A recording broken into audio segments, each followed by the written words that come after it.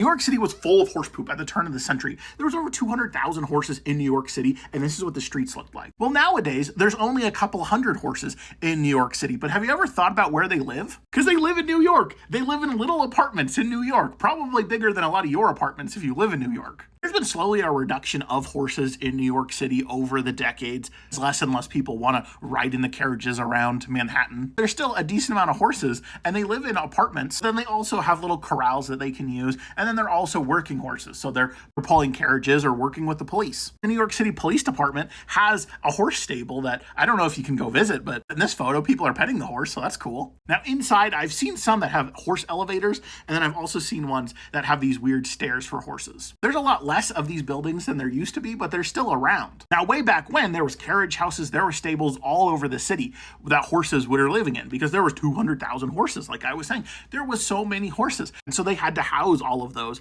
in New York City as well. Now, a lot of those have now been switched into very expensive housing that people buy for millions of dollars, and probably someday this will be switched into normal human housing as well.